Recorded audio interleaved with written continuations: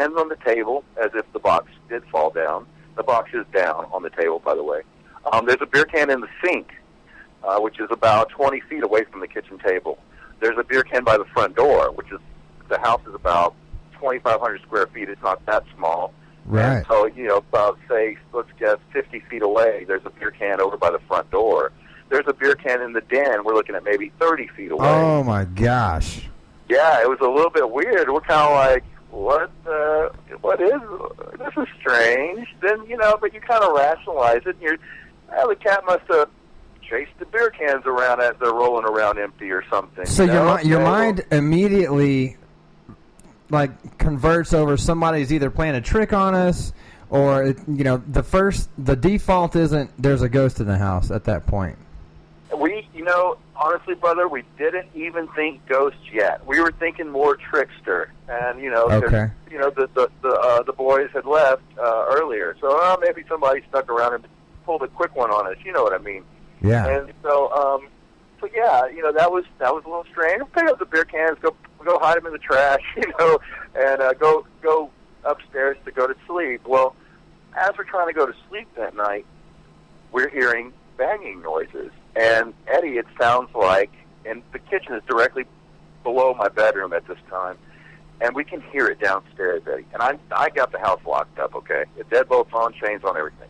Crap. We're hearing banging noises. We're hearing the kitchen cabinets open up, Eddie. We're hearing doors slamming. I mean, I'm getting chills. Yeah, I am too. I'm looking around like, what the crap? It's very strange. And, this is all true. And, we're kind of looking at each other. I said, did you hear that? She said, yeah, I heard that. And I'm like, what is that? She goes, I don't know. Well, anyways, we end up going to sleep that night. The whole time, though, Eddie, I don't want to scare her, but I'm listening to all this going on. And the next morning we wake up, and she tells me, I didn't want to tell you this, but that went on for a good 30, 40 minutes. I said, yeah, it did. She's like, I didn't want to tell you because I didn't want to freak you out, but I was listening to it, too. I wasn't sleeping. I said, I wasn't sleeping either. We were just dumbfounded at that point. We couldn't figure out what the hell it was, Crap. We still weren't thinking ghost. We were just kind of thinking, this is weird. And then it gets a lot weirder. The next day, which is a Tuesday Dude, night, I would have to wear a diaper to go to sleep in the same house 2 nights in a row if something like that happened. That's horrifying. I kind of hear you on that. I thought about buying some Depends. I'm joking, but dude, how do you sleep at night after something like that? Well, like I said, Eddie, we weren't thinking ghosts quite yet, so we're just thinking we don't know what it is. We're kind of just we don't know what to think. So I tell when Tuesday comes, and I tell my friends, that this happened and stuff. Well, anyways, two of my buddies, Ryan, which is the guy that was there the night before, and this other guy named Bill, they come over. Okay, now, I tell them the story, and they're kind of like, that's weird, but I don't know if we believe Scott. So, I'm like, why don't you guys spend the night, let's not get any alcohol or do anything like that, and just act like good kids and sit around and hang out. Well, Bill, my friend who was there, his dad was, he owned about 25, he was a major professor at Rice University. He had a lot of pull at Rice University. He even owned some, I don't know, parts of Rice University. Okay. And Bill worked for the biochemistry department, but they get grants of money, and I don't know if I should be saying this, but this was a long time ago. But and so they wouldn't spend all the money, so Bill's dad would kind of throw him a little cash. When I say a little cash, I'm talking about 50 G's or something of money to kind of just go buy equipment for the university. Not that they really needed it, but just stuff. So he'd buy video editing material he'd use. He'd buy cameras, he'd buy microphones, stat recorders, all kinds of stuff. So Bill says, well, let me go get a camera from Rice, and, I got a new camera. Let's check it out. We can see if we can find something. This is before night vision and everything. This was in 1991. Jeez. We end up hanging out that night. It's, 9 o'clock at night. We're just sitting in the kitchen. Bill's messing with that camera, and me and Bill are just, we're just hanging out talking probably about girls, who knows, back then. And the phone call happens. Phone rings. Somebody asks for Scott Manby, a voice like mine, real normal. I pick up the phone. I said, no, you got the wrong number. Hang up. About 9:15, another phone call happens. is Scott Mammy there? And I said, no, guy, look, man, you got the wrong number, bro. I'm sorry. Hang up. About 10 minutes later, another phone call happens. Answer it. Is Scott Mammy there? I said, look, guy, you got the wrong number, man. This is. I told him my mom's number, and I said, this isn't the number you need. And he said, oh, really? Is Scott Zarofsky there? Now, that's my name. Right. But when he said it, Eddie, he said it like, very weird, creepy voice. Oh, like dude, I have every hair on my arm is just stood straight up. It was very strange. And so, being kids, 17, we kind of think somebody's messing with us. I hang up. It's kind of a creepy prank phone call, right? So I hang up. I tell them what happened. Crap. We kind of laugh it off. Oh, it must be one of the people from the night before messing with us because they know the folks are out of town. Okay. So Bill, who had that brand new camera, was filming just all this happening. Not really to catch any ghosts or anything. He was just got a brand new camera, kind of like my new phone, and just wanted to use it. Right. And so we kind of blow off the prank phone call. We end up going back, and there's like 30 minutes of tape that was recorded. We go back, just pop it in the, hook it up to the TV, pop it in the VCR or whatever, and just watch it. And he wanted to see the quality because he's all into quality of video and audio and stuff. He's a sound engineer for EA Sports now. But anyways, wow.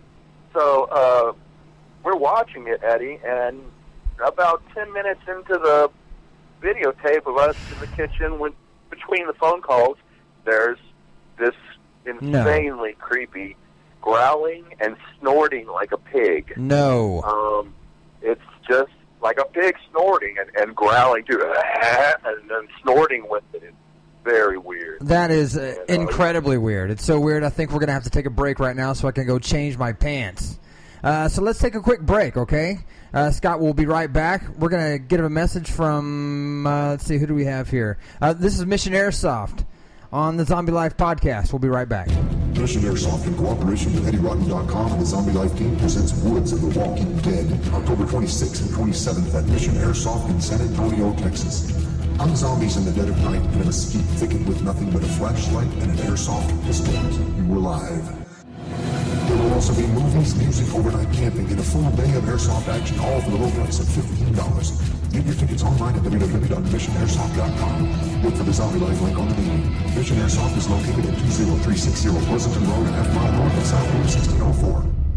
And we're back with Scott from the Houston Paranormal Research Team, and I've got a million questions for you, especially some of this equipment that you're using. So whenever you go to listen to something, you listen to it back. Yeah. When you listen to it, you listen to it back, and is that some audio that you heard coming from over the phone, or was it in stereo inside the video itself? It was total EVP, Eddie. Total electronic voice phenomenon type thing, where it was we didn't hear it over the phone, we didn't hear it in the room with us. It just came out over the recording on the camera, right, on the microphone. And we're playing it back, man, and we're starting to freak out, And they knew the story from the night before, and that's when we start thinking, okay, is something here? And so we watched that videotape over and over, and they're just growling, and it does it twice in about 5 minutes on the tape. Like it does it once, and about 5 minutes later, it does it again. And Eddie, it's just like some zombie type,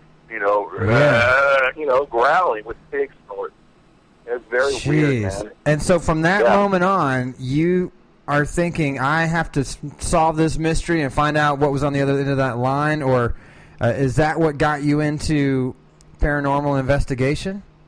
Yeah, this was the very first time any hardcore experience, so we're thinking, we got to figure out what this is, even though it's freaky as hell, you know what I mean? We got, what's going on here? Balls. So, that's what that is gold-plated balls, man, because the most like me, when stuff like that happens, like Exorcist, dude, I can't watch that movie. There's something about that, I can't get past it. And so, but other horror movies, I can deal with it. I can do Freddy, and I can do Jason, and I can even do some other stuff that's borderline evil. But when you talk about possession or coming through like the EVP, that creeps me out, and I'm not even sure how to explain it, and that's probably why I'm so afraid of it. On your website, you have some different things that you talk about using to help record this audio. And for those that don't know, what is an EVP? EVP stands for Electronic Voice Phenomenon. Basically, what that is, it's a title for something that happens on an audio recorder. It can also be a video camera, of course, like in the story, where some kind of audio clip, sample, or voice, bang, whatever, any kind of audio happens on a tape or on a recording that you don't hear when it happened at that moment, and then on playback you hear it. So, it's a big deal in paranormal investigations these days, where a lot of times you never hear the voice that's talking to you, or the hammering that's going on in the house until you play it back. Why does it come out on playback and you don't hear it? We don't know. It happens better on a digital recorder than a tape, but it can happen on a tape too. For some reason, the digital works the best. Well, I can see things coming, and I'm not debunking it all because I totally believe in all of it. But on a tape, you don't have true audio, do you? Don't you have more? You're able to have a flawed audio sound when you have it on tape compared to digital. Well, yeah, because you got dual-sided tapes. If you have something recorded on the other side, we've all, as we've grown up, played with tapes and stuff, and sometimes you will get, some kind of, background sound from this other side of the tape. Tapes are a lot dirtier too, with hiss, right, with noise, stuff like that.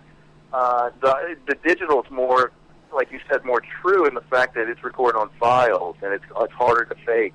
At the moment on that, but yeah, definitely. There's so many different ways to capture that kind of sound, and on your website, it tells about all these different ways that you have to capture and harness this sound and be able to play it back. It goes through just audio, video, EMF, ELF, K2s. Static, there's night vision, there's all kinds of stuff, but two things that really stood out to me as being something that I wanted to remind myself to ask you. It says that you use something called a Devil's Toy Box. Yeah, that's new. What is that? We haven't used that much. That comes from a paranormal investigator named Joshua P. Warren. He started all this. I think he might have not started it, but he's the one that kind of brought it out. Devil's Toy Box, all it really is 6 pieces of mirror, all the same size. So say you got 1 foot by 1 foot square mirror. You take 6 of them and put them together so the shiny sides all face each other, and you make a cube, basically a box, out of these mirrors. And there's a theory that when, you probably heard it before, when 2 mirrors, face each other, it makes endless reflections. Right. Endless, you know what I'm saying? And so there's a theory that opens up some kind of portal, or can open up some kind of portal. That's still a new thing that we're doing, and I can't tell you a whole lot about it, but the way you do it is you make the cube out of the mirrors, and then you put a little telephone microphone, kind of like the kind where it has a suction cup that they use to tap phones, that kind. You stick it to one part of the box, and you plug it into your digital recorder and let it run, and then you'll get a lot of weird, creepy voices that come off that microphone. Now, whether it seems to be coming from in the box, I can't comment too much about that because it's still a new thing that we barely use. So is it a possibility? Have you considered the possibility of it being just a parallel universe, that you're capturing the audio of a parallel universe?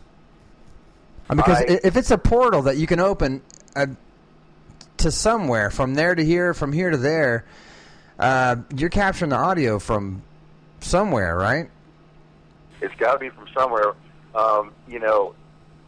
I think it's everything with the ghost world is an overlap. Like, you and I, there's an overlapping dimensions on top of us. A lot of people think it sounds crazy. Some people agree with me. But I think there's overlapping dimensions that we can't see, that are at different frequencies, Eddie. We can only see frequencies that, we're living in. And because it just seems that these things interact with us. and they know what's going on a lot of times. They know that I'm sitting on the couch